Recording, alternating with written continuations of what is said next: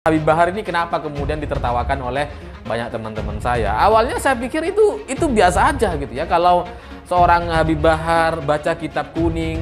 Nah, Habib Bahar membaca kitab kuning, kitab bahasa Arab dari kiri ke kanan. Jadi penasaran kalau Habib Bahar baca Al-Quran itu gimana? Apakah dari kiri ke kanan juga gitu ya? Fidam di minal mu'min yakhruj ini emang emang secara susunan kata itu nggak memungkinkan gitu.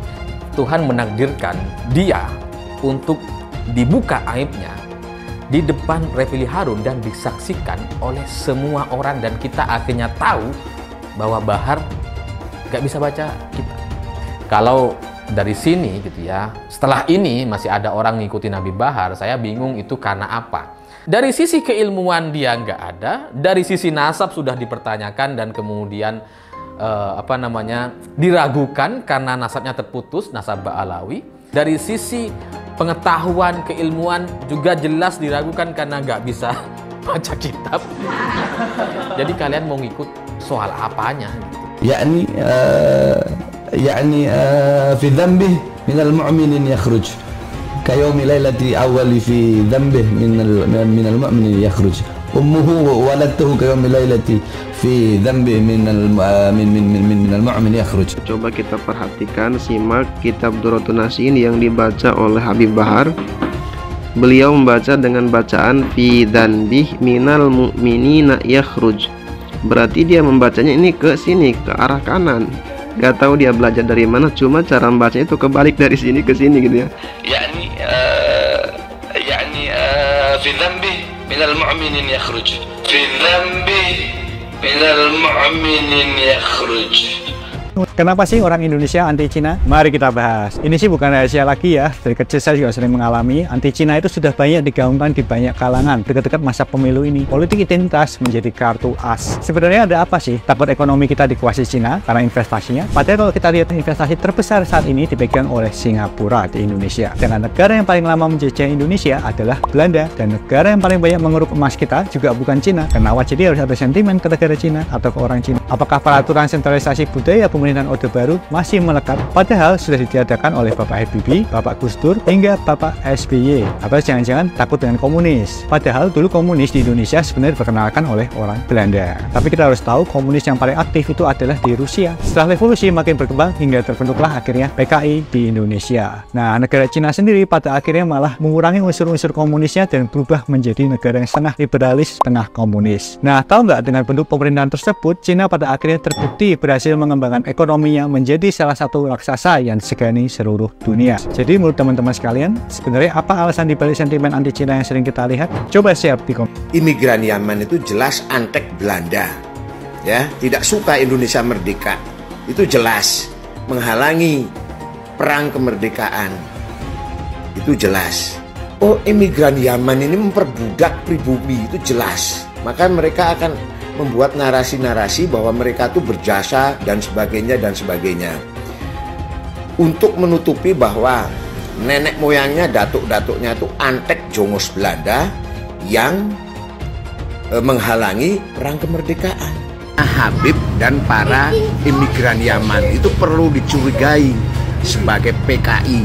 Kenapa? Gini, Habib itu pengalaman menjadi PKI, sebab ada dua habaib yang menjadi pengurus PKI, Gimbong PKI, yaitu Habib Fahrul Barakbah dan Habib Ahmad Sufyan Barakbah. Bahkan Aidit adalah keturunan imigran, tapi bukan habaib, ya. Jadi habaib dan imigran Yaman. Jadi hati-hati sama mereka, waspadai mereka, karena mereka PKI itu tukang fitnah. Siapa yang pernah mengajak fitnah? Ya Rizik sendiri. Ingat kata dia, cari kesalahannya, kalau tidak ada fitnah dengan fitnah yang masuk akal. Keturunan Yaman yang sekarang ini berusaha mengajari kita untuk membenci negeri sendiri, Ibu Pertiwi ini. Janganlah mereka kita anggap sebagai saudara kita, karena mereka akan menjerumuskan kita, penduduk pribumi ini yang selalu mencintai saudara-saudara sendiri di negeri ini meskipun berbeda-beda, terutama kepada orang-orang keturunan Yaman yang selama ini saya pantau dengan kepingin menjadi penguasa dan kepingin menjadi penikmat hidup di Indonesia ini, tapi mereka berusaha mengacaukan kita. Ini akan menjadikan negara kita hancur nantinya. Untuk itu saya mengutuk lagi kepada turunan-turunan Yaman, tolong Anda di media sosial itu terlalu sembrono dalam omongan dan tutur kata, itu tidak ada menyucikan hati bagi kami seorang pribumi Indonesia tercinta ini. Ada para bajingan-bajingan Yaman, ada bajingan-bajingan yang Yaman, bajingan-bajingan Yaman yang menumpang cari makan. Wahai bajingan-bajingan Yaman, kalau kalian tidak nyaman tinggal di Indonesia, silakan kalian keluar dari negara Republik Indonesia. Kembalilah kalian kepada negeri kalian di Yaman sana. Jangan membuat kegaduhan di negara Nyai ini. Ya bajingan-bajingan Yaman ini silakan tinggalkan Indonesia. Gampang. Pada Syarifah. Kita zaman sekarang agak saja kita anggap bahwa keturunannya Nabi Muhammad ini cuma Habib saja, sedangkan Syarifah enggak. Sehingga kita berani kurang ajar dengan Syarifah, kita berani mengentengkan Syarifah, bahkan berani mengawini Syarifah. Bagi dia bilang gimana itu mau dapat syafaat? Al-Habib saya yang guru daripada Habib Hasan, beliau mengatakan seorang yang bukan habaib, bukan daripada Bani Alawi, menikahi Syarifah yang darahnya bersambung dengan Nabi Muhammad SAW, sampai hari kiamat ibadahnya ditolak oleh Allah Subhanahu wa taala, terkecuali bisa mengembalikan keperawanan Syarifah. Ngeluarin rantai emas dari langit. Keramatnya Al-Hamid tuh, keluarin rantai emas dari langit sampai ke bumi. Lagi ngobrol sama kakaknya Al-Muhdhar nih, Syekh Umar Muhdhar. Ayo wahai Syekh Umar Muhdhar, dilihat keramatannya, nurunin ranting emas dari langit sampai ke depan dia. Ini Habib Syekh Umar Muhdhar ketawa doang. Dibilang sama adiknya, Al-Hamid, coba lihat tuh paling atas siapa? Gak tahu ada Syekh Umar Muhdhar megangin rantai dari atas. Lebih hebat saya, katanya. Tuh anak-anaknya bagaimana abahnya? Indonesia ini belum ada yang terbukti secara ilmiah bahwa dia adalah cucu dari baginda Nabi besar Muhammad sallallahu alaihi wasallam. Maka siapa saja yang mengaku sebagai cucu baginda Nabi ingin dipercaya, silahkan adakan tes DNA dan kita akan percaya dia menjadikan umat Nabi Muhammad dijadikan sebagai budak, bukan diangkat derajatnya, tapi dijadikan sebagai budak-budak manusia, diajak demo yang tidak ada manfaatnya, bukan demi agama, bukan demi Rasulullah, bukan demi apapun yang bermanfaat bagi yang diajak, tetapi hanya demi namanya semata. Maka ini memanfaatkan umat Islam untuk kepentingan pribadi. Para ulama tidak boleh diam lagi. Jangan lupa, umat Islam di jagat raya salatnya tidak akan diterima oleh Allah Subhanahu wa taala kalau tidak mau mendoakan Habib. Umat Islam mulai gaya, mulai mengkoreksi Habibnya, mulai mengkoreksi ulama-ulama dari anak cucu Nabi Muhammad SAW. Orang yang seperti itu mirip dengan iblis. Orang yang seperti itu mirip dengan iblis. Mirip dengan iblis. Dia mulai marah-marah, mulai kalap ketika dia ngomong bahwa yang mempersoalkan Habib sebagai dzurriyyat Nabi itu dia bilang seperti iblis atau malah iblis atau gimana gitu. Yang mempersoalkan itu nasab para Habib itu tersambung atau tidak tersambung ke Rasulullah, dia bilang iblis atau seperti iblis atau apapun itu. Ya jelas salah, tidak percaya bahwa nasab Alawi itu para Habib itu tersambung ke Rasulullah. Ternyata kan diungkap oleh Gus Abbas dan beberapa ahli nasab itu menyampaikan bahwa sebenarnya keterputusan nasab Alawi ke Rasulullah itu kan persoalan lama itu di negara di Yaman sendiri sudah pernah dipersoalkan, sudah pernah ramai. Dan memang ya tidak terbukti bahwa Pak Alawi itu dzurriyyat Rasul. Ya apa sih sumbangsih Pak Alawi hari ini? Apa nggak ada? Semua Pak Alawi yang saya kenal, sahabat saya, teman saya, yang kemarin-kemarin lembut, halus, rasional, sok NKRI. Kalau soal nasab itu tetap mereka itu tetap aja sama. Ternyata mereka ya sama aja, semuanya jualan nasab. Kalau ngaku dzurriyyat Rasul harus diuji. Sekarang ini lagi rame inian, Gus, ada Gus A, B, C, D, wah hasil habaib kena buah, rame anak puyeng, udah bodoh. Bodoh amat, biarin aja Beb. Bodoh amat, biarin aja Beb. Yang punya wewenang bidang itu adalah salah satunya Robito Alawiyah, itu untuk di Indonesia. Nanti di Afrika ada juga seperti Robito, di India ya juga seperti Robito. Jadi para ulama baik habaib maupun bukan habaib sejak lama bekerja sama untuk menjaga kemurnian daripada nasab para keturunan Nabi Muhammad Sallallahu Alaihi Wasallam. Ada sekarang yang bilang belajar tuh ke Habib, jangan ke yang lain supaya tidak sesat. Nah, kalau Habibnya blow on, kalau Habibnya sesat gimana? Emang nggak ada Habib yang sesat? Ada. Itu Habib yang jadi antek Belanda banyak dulu. Iya, yang jadi sahabatnya Belanda, jadi kenil, kemudian jadi informan Belanda. Habib ada. Punya kakek yang baru jelek-jelekin, Habib Utsman bin Yahya, dia bilang antek Belanda. Zaman dulu itu Belanda luar biasa loh. Habib Utsman punya langkah. Beliau memang dalam kitabnya Manhajul Istiqamah ada membahas untuk tidak ada pemberontakan. Bib, apa emang begitu semua klan Ba'alawi itu begitu apa? Bangetan banget. Kalau Habib Utsman bin Yahya antek, udah ngaku aja antek, selesai, beres. Jangan pakai kelat-kelit sana sini. Al ulama warasatul anbiya. Pewaris para nabi itu ulama, bukan Habib. Iya, memang benar. Habib cucunya Nabi. Satu Habib, walaupun Habibnya jahlun, maksudnya bodoh kata Iwan, itu ukurannya perbandingannya amat 70 kiai yang alim. Kami adalah majikan kalian, kami adalah pemilik bangsa, kami adalah pemilik kedaulatan nasional. Kita orang Indonesia, panjenengan semua punya hak untuk hidup nyaman, merdeka. Jangan mau diperbudak. Apalagi kalau ada orang yang akhlaknya buruk kemudian meminta Anda semua bangsa Indonesia menjadi tameng hidup mereka. Jangan mau dengan doktrin di darah kami mengalir darah Rasul SAW. Di dalam tubuh kami mengalir darah Rasulullah. Di dalam tubuh kami mengalir darah Rasulullah. Kami ini cucu Rasul, maka siap kalian bela habaib, bela kami. Siap kalian angkat senjata untuk habaib. Yang dibelanya mafia, yang dibelanya begundal.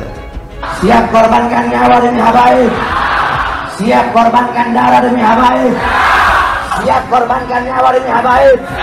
Allahu Akbar. Ada orang ngajak-ngajak perang, megangin mic, teriak-teriak, siap perang, siap perang, siap. Dia perang sama siapa? Siap serbu istana, siap serbu istana, siap ambil alih kekuasaan, takbir, siap berjihad. Saya ingatkan kepada semua umat Islam, siapkan senjatamu, siapkan senjatamu. Kalau besok ada panggilan jihad, siap berjihad, siap berjihad. Pancasila Soekarno, ketuhanan ada di pantat. Anak Tuhan dari mana? Kalau Yesus anak Tuhan, bidangnya siapa? Besok di seluruh wilayah Indonesia kami katakan dalam. Karena di salib itu ada jin kafir. Karena di salib itu ada jin kafir. Karena di salib itu ada jin kafir. Haleluya. Kepalanya ke kiri apa ke kanan? Kepalanya ke kiri apa ke kanan? Kita percaya salib itu lambang mulia, bukan jin. Kok ketawa? Aku gak nyindir siapa-siapa loh. Banyak sekali ulah Habib-Habib yang merendahkan bangsa Indonesia. Warga yang pribumi dikatakan sebagai budak oleh Habib dari Yaman. Cek dulu dong apakah kamu memang Habib asli. Mau sampai kapan bangsa Indonesia mampu dia menahan diri dan membiarkan bangsanya sendiri dihasut, diadu domba? diperdaya dan diperalat, bahkan diperbudak oleh manusia-manusia keturunan Yaman yang notabene pendatang dan belum jelas juga Habib asli atau bukan. Disuruh lakukan cek keturunan, dia takut, gak berani. Pribumi harus bangkit, jangan mau lagi diinjak-injak oleh Arab Yaman yang ngaku-ngaku sebagai Habib. Jangan mau lagi dikibuli oleh orang-orang seperti Bahar Smith dari Rizik Syihab yang ngaku-ngaku sebagai Habib. Tak usahlah panggil Habib-Habib, seakan-akan keturunan Arab kastanya lebih tinggi dari keturunan pribumi atau keturunan Cina. Seakan-akan Cina dan pribumi di bawah orang Arab. Namun Cina sudah menjadi nomor 1 di dunia, dan saya percaya Indonesia akan menjadi negara maju dengan mayoritas pribumi. Seharusnya Arab Yaman harusnya belajar dari negeri Cina. Seperti kata kitab suci, belajarlah sampai negeri Cina. Hari ini video Habib Bahar itu kembali viral di beberapa grup WhatsApp yang saya ikuti, dan kemudian teman-teman itu banyak yang mention saya sambil ketawa-ketawa. Ini ada apa lagi gitu ya? Ya karena udah lama nggak ada kabar Habib Bahar setelah isu atau drama penembakan gitu ya, yang katanya ditembak sama orang tidak dikenal. Ini cerita Habib Bahar udah nggak ada cerita sama sekali gitu. Nasab Ba'alawi itu sudah terputus, dan kemudian secara rekam jejak sejarahnya tidak mungkin menyebut Habib Bahar dan kawan-kawannya adalah keturunan Nabi. Dan kalau kita perhatikan memang kan ada beberapa Habib-Habib di Indonesia yang ceramahnya itu kasar, keras. Dalam dakwah-dakwahnya itu lebih banyak caci makinya dibandingkan dalil-dalilnya. Nah itu ternyata bagian dari kelompok Habib-Habib yang itu diragukan silsilah atau nasabnya, dan kemudian itu sudah dijelaskan sama Kiai Imaduddin, dan karena terjadi perdebatan soal nasab itu, maka kemudian tiba-tiba ada drama penembakan oleh orang tidak dikenal. Dan setelah itu orang-orang udah mulai agak lupa sama cerita kehabiban Habib Bahar. Ya karena cerita Habib Bahar setelah dia ditembak gitu ya, pura-pura ditembak itu sampai sekarang kan belum ada kelanjutannya, dan beberapa orang kemudian menyimpulkan bahwa drama ditembaknya Habib Bahar itu adalah sebuah drama pengalihan isu dari isu kehabiban yang dipertanyakan atau dianggap bahwa Habib Bahar dan kawan-kawannya bukanlah keturunan Nabi dan bukanlah Habib. Karena sekarang tiba-tiba muncul video Habib Bahar lagi yang kemudian dia lagi baca kitab kuning sama Refli Harun. Di hadapan Refli Harun kok baca kitab kuning, itu udah aneh gitu menurut saya gitu ya. Dan saya pikir itu yang sedang ditertawakan oleh banyak orang. Habib Bahar ini kenapa kemudian ditertawakan oleh banyak teman-teman saya? Awalnya saya pikir itu biasa aja gitu ya. Kalau seorang Habib Bahar baca kitab kuning, itu ya biasa gitu. Namanya santri, namanya pemuka agama, mestinya kan ya bisa baca. Nggak cuma Habib Bahar gitu, teman-teman saya juga hampir semuanya bisa baca kitab kuning gitu ya. Nah, bagi teman-teman yang bertanya kitab kuning itu apa? Kitab kuning ini adalah kitab yang secara sederhana warnanya kuning gitu. Jadi disebut sebagai kitab kuning karena memang warnanya kuning. Meskipun sekarang kitab kuning itu sudah banyak dicetak dengan warna putih. Dengan kertas warna putih, tapi tetap disebut sebagai kitab kuning. Ini adalah kitab yang ditulis oleh para ulama di zaman dulu gitu, kumpulan-kumpulan tulisan yang kemudian menjadi satu kitab. Nah, biasanya pesantren-pesantren di Indonesia itu belajar kitab ini gitu. Minimal satu santri itu minimal baca satu kitab kuning gitu. Tapi setelah saya lihat memang mimik mukanya Habib Bahar itu kayak tertekan di hadapan Refli Harun gitu, sempat nggak mau baca bahkan. Dia sempat nantang, saya baca nih, saya bawa nih kitab kuning gitu ya. Terus kemudian dibilang, tapi saya baca bahasa Indonesianya aja lah. Saya udah lama nggak baca. Dari sini memang sudah agak mencurigakan gitu, karena selama-lamanya orang kalau pernah baca kitab kuning nggak akan segrogi itu. Saya itu udah lama nggak pernah baca lagi. Setelah lulus dari pesantren tahun 2007 udah nggak pernah baca lagi. Tapi kalau dihadapkan dengan kitab kuning rasanya saya nggak akan segrogi itu.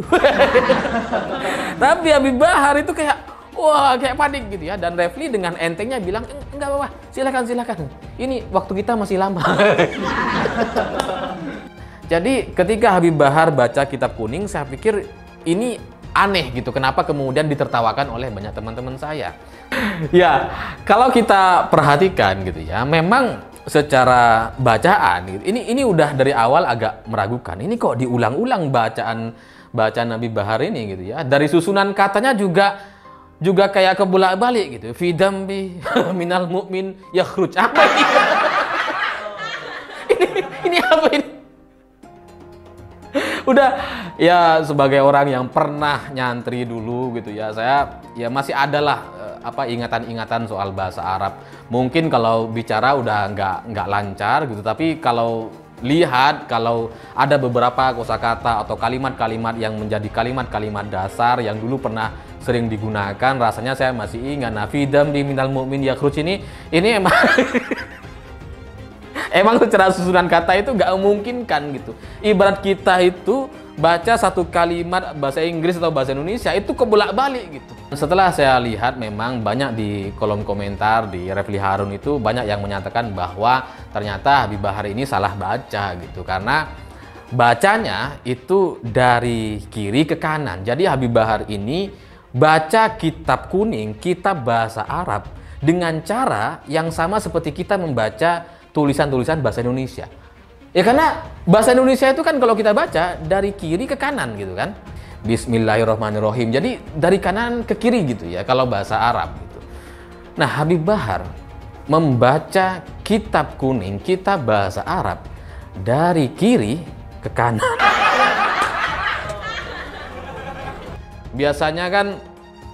Biasanya misalkan Ibu Budi ke pasar gitu kan. Ini kebalik tuh. Di pasar Ibu Budi berangkat ke jadi kayak gitu, seberantakan itu gitu ya. Kalau saya bisa analogikan atau contohkan dari kalimat yang lain gitu. Dan tidak akan pernah.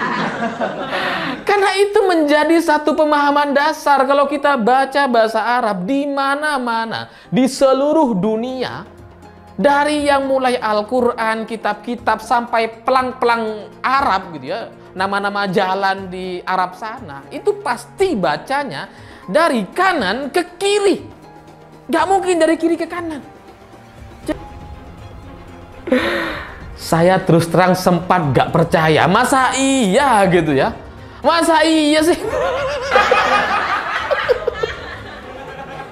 Masa iya gitu? Dari kiri ke kanan. Ini mohon maaf gitu ya. Sebodoh-bodohnya santri. Nggak taunya santri. Teman-teman saya yang nggak naik kelas itu sekalipun tidak akan mungkin membaca kitab bahasa Arab dari kiri ke kanan. Membaca dari kiri ke kanan ini sudah menunjukkan bahwa dia memang nggak bisa baca, memang nggak bisa baca kitab gitu. Dan saya jadi penasaran kalau Habib Bahar baca Al-Quran itu gimana? Apakah dari kiri ke kanan juga gitu ya? Justru ini kasihan nih kalau sampai kemudian inilah yang terjadi kepada Habib Bahar. Karena kalau kita baca Al-Quran jelas dari kanan ke kiri.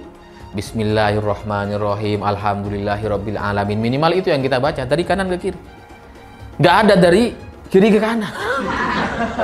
Itu artinya jadi kebolak-balik gitu. Itu bukan Al-Quran lagi yang dibaca kalau metodenya dari kiri ke kanan gitu. Jadi ketika Habib Bahar baca dari kiri ke kanan, saya terus terang awalnya ingin ketawa ketika pengen bikin video ini gitu ya. Tapi setelah saya pikir-pikir, ini menyedihkan sekali. Sangat-sangat menyedihkan gitu ya. Untuk seorang Habib Bahar yang katanya punya santri, punya banyak pengikut, tapi kemudian membaca kitab Arab dari kiri ke kanan, memperlakukannya seperti dia membaca bahasa Indonesia. Itu adalah sebuah kesalahan atau bahkan aib yang sangat-sangat fatal. Dan saya pikir tidak ada satupun santri di muka bumi ini yang melakukan cara-cara yang sama. Itu aib yang benar-benar dipertontonkan dan sekarang membuat banyak orang jadi berpikir gitu ya. Teman-teman saya yang sebelumnya suka Habib Bahar, ada teman-teman saya santri dulu nyantri sama-sama suka dengan Habib Bahar gitu ya. kalau nonton video ini, saya pikir dia pasti akan sangat malu sekali. Karena minimal dia bisa baca kitab gitu. Bahar nggak bisa. Jadi dari sisi keilmuan dia nggak ada, dari sisi nasab sudah dipertanyakan dan kemudian diragukan karena nasabnya terputus, nasab Ba'alawi, dan itu semua gara-gara keangkuhan Habib Bahar sendiri. Kalau dari sini gitu ya, setelah ini masih ada orang ngikutin Habib Bahar, saya bingung itu karena apa. Kalau dari soal keturunan, soal nasab itu jelas nggak ada nasabnya. Dari sisi pengetahuan, keilmuan juga jelas diragukan karena nggak bisa baca kitab. Jadi kalian mau ngikut soal apanya gitu? Aduh, saya terus terang ya. Saya nggak suka sama Habib Bahar, sangat nggak suka. Sejak awal saya tahu pasti ada masalah dengan orang ini karena bahasanya kasar. Tapi saya nggak tahu kenapa kemudian Tuhan menakdirkan dia untuk dibuka aibnya di depan Refli Harun dan disaksikan oleh semua orang, dan kita akhirnya tahu bahwa Bahar nggak bisa baca kitab. Ya gimana nggak dibilang keangkuhan gitu ya. Habib Bahar itu datang ke podcast Refli Harun bawa kitab kuning, buat apa? Refli Harun mana ngerti gitu. Dia baca salah-salah pun dia nggak ngerti. Dan soal nasab itu akhirnya dibongkar dan kemudian ada Kiai Imaduddin yang membuka nasab si Habib Bahar dan kawan-kawannya yang dipertanyakan dan bisa disebut bahwa dia bukan keturunan Nabi. Itu gara-gara Habib Bahar menyenggol keturunan Wali Songo yang dianggap Wali Songo itu tidak ada keturunan Nabi. Sampai kemudian anak-anak cucu-cucu Wali Songo itu jadi marah, murka, dan kemudian membuka fakta-fakta dan rekam jejak sejarahnya. Dan ternyata yang tidak ada nasabnya justru Habib Bahar dan kawan-kawannya. Dan buat teman-teman saya yang santri, yang dulu pernah nyantri atau mondok di pesantren, ya saya pikir nggak ada alasan lagi bagi kalian untuk ikut Habib Bahar. Karena kalian jauh-jauh lebih pintar, atau minimal kalian bisa baca kitab-kitab kuning atau kitab-kitab gundul. Sebelum kita membahas tentang Bahar Smith, Rizik Syihab, dan Abdul Somad, terima kasih banyak buat kalian yang sudah like dan subscribe. Saya mau tanya, sebutkan apa sih yang membuat kalian senang dengan mereka? Apa sih kelebihan mereka? Apakah kalian senang dengan hujatan-hujatan mereka? Tuliskan opini kalian di kolom komentar. Banyak sekali ulah Habib-Habib yang merendahkan bangsa Indonesia. Apalagi ada Habib-Habib lain yang menghina pribumi. Sebut saja Habib Anis Al-Atas yang di atas mobil komando di depan jamaahnya sambil meneriakkan mikrofon teriak-teriak, "Kami adalah majikan kalian. Kami adalah pemilik bangsa. Kami adalah pemilik kedaulatan." Ucap si Habib Hanif. Coba cek dulu keturunan si Habib Hanif ini. Dia ngaku-ngaku Habib. Apa betul dia keturunan Nabi? Hanif Al-Atas ini sudah merendahkan pribumi, seakan-akan derajatnya di atas pribumi. Habib-Habib ini sering sekali menggelar aksi unjuk rasa yang dinamakan sebagai aksi bela rakyat. Rakyat yang mana yang kamu bela? Lagian tujuan dari demo itu untuk mendesak Presiden Jokowi untuk turun dari jabatannya. Yang jelas dalam video tersebut, Hanif Al-Atas meneriakkan bahwa dia adalah majikan. Warga yang pribumi dikatakan sebagai budak oleh Habib dari Yaman. Cek dulu dong apakah kamu memang Habib asli. Para pengikut dan umatnya lebih parah lagi, mau saja dijadikan budak oleh Hanif Al-Atas. Pribumi harus bangkit, jangan mau lagi diinjak-injak oleh Arab Yaman yang ngaku-ngaku sebagai Habib. Saya mengajak para pribumi untuk bangkit, memiliki jiwa nasionalisme, rasa persatuan, dan kesatuan yang tinggi. Jangan mau lagi dikibuli oleh orang-orang seperti Bahar Smith dan Rizik Syihab yang ngaku-ngaku sebagai Habib. Kebangkitan pribumi ini merupakan langkah untuk mengajak rakyat Indonesia memiliki kesadaran agar mampu memperjuangkan Indonesia untuk tidak menjadi budak bangsa lain, terutama Arab Yaman. Orang-orang seperti Bahar dan Rizik Syihab, mereka ngaku-ngaku sebagai Habib. Bisa saja mereka Habib palsu, Karena tidak ada pembuktian cek keturunan bahwa betul mereka adalah keturunan Nabi. Jangan terus mengibuli masyarakat dengan menjual nazab. Jual nazab untuk mengumpulkan pundi-pundi rupiah dan kaya raya dengan mengibuli masyarakat. Lihat si Bahar dan si Rizik. Dari miskin jadi kaya. Bahar Smith yang dulunya tidak punya mobil sekarang mempunyai banyak koleksi mobil-mobil mewah. Kalau mobilnya dijual semua, mungkin mencapai hingga puluhan miliar. Yang menjadi pertanyaan, apakah dia membayar pajak? Lalu dari mana penghasilan miliarannya itu? Dengan ceramah dan menjual ayat, si Bahar Smith bisa membeli mobil mewah yang harganya miliaran. Coba cek pajaknya. Apakah dia membayar pajak? Tidak pantas seorang mengaku cucu Nabi, tapi kelakuannya tidak ada kesopanan sama sekali. Ada juga murid dari Bahar Smith yang mengatakan satu Habib bodoh sama dengan 70 kiai alim. Mau sampai kapan bangsa Indonesia mampu dia menahan diri dan membiarkan bangsanya sendiri dihasut, diadu domba, diperdaya dan diperalat, bahkan diperbudak oleh manusia-manusia keturunan Yaman yang notabene pendatang dan belum jelas juga Habib asli atau bukan. Disuruh lakukan cek keturunan dia takut, gak berani. Berani tidak mereka yang ngaku Habib itu melakukan tes untuk membuktikan mereka betul keturunan Nabi? Kalau para Habib tidak berani melakukan tes, jangan disanjung-sanjung.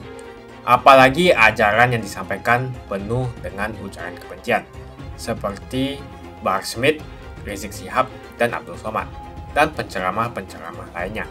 Tak usahlah panggil Habib-Habib, seakan-akan keturunan Arab kastanya lebih tinggi dari keturunan pribumi atau keturunan Cina. Seakan-akan Cina dan pribumi di bawah orang Arab. Namun Cina sudah menjadi nomor 1 di dunia.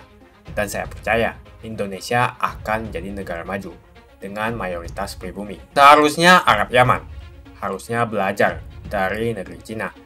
Seperti kata kitab suci, belajarlah sampai negeri Cina. Begitu saja opini saya hari ini. Tuliskan opini kalian tentang Bahar Smith, Rizik Syihab, dan Abdul Somad di kolom komentar. Jika kalian setuju dengan pendapat saya, ayo tekan like di video ini. Dan bagikan video ini ke teman dan family Anda, supaya mereka semua mengetahui tentang informasi ini. Tekan tombol subscribe dan bunyikan lonceng notifikasi supaya kamu tidak ketinggalan